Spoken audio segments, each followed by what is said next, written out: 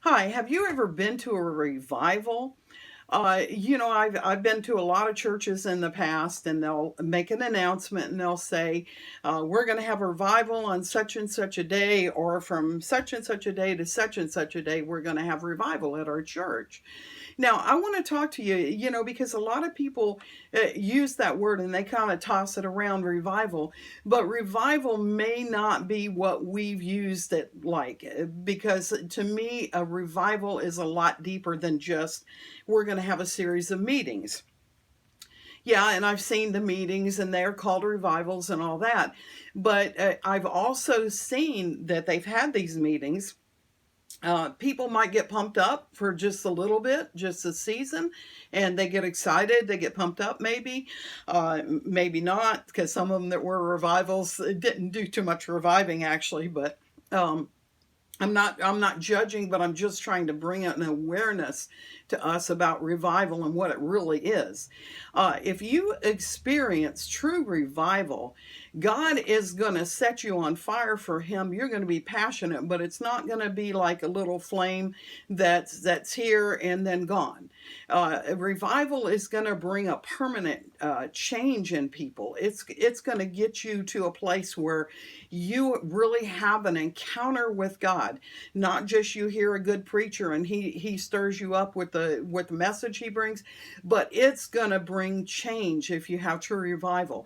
Yeah, I've studied different revivals over the years, and I love listening to people, and I even saw a video on YouTube about two very elderly people at that time that had actually been children in the Azusa Street revival, and they were talking about what happened in that revival, and their lives were still impacted from the time they were kids to now they're elderly telling their story when they made this video.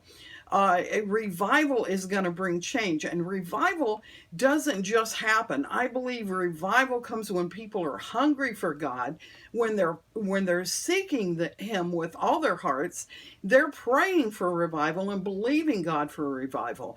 I'm blessed to go to assembly where the church that meets there, and the pastor, they are believing God for revival, and we are seeing great and mighty things. We're seeing God really begin to move, and I know that it's life changing what's going on. It's absolutely changing lives.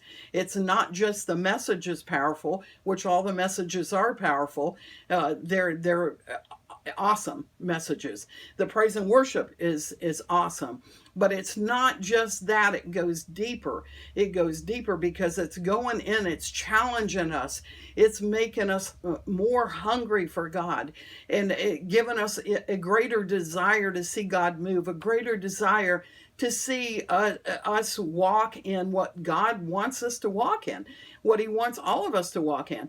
So today, I just challenge you, start praying, and it starts with us. So start praying, and I've prayed and said, God, make me hungrier for you. Make me more passionate for you, Lord. Draw me closer to you. Purge me of anything in me that's not like you, Lord. And we all need to be like that. When we get like that, God's going to honor that, and He's going to come.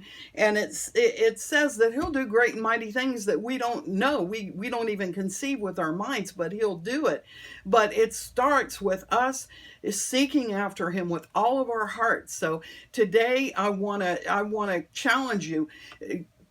Just go deep with God, and believe Him that He will bring revival. We need a great awakening in this country. We need a great awakening in this world, and I believe in God for it. But I know it's starting right here with my heart getting right with God.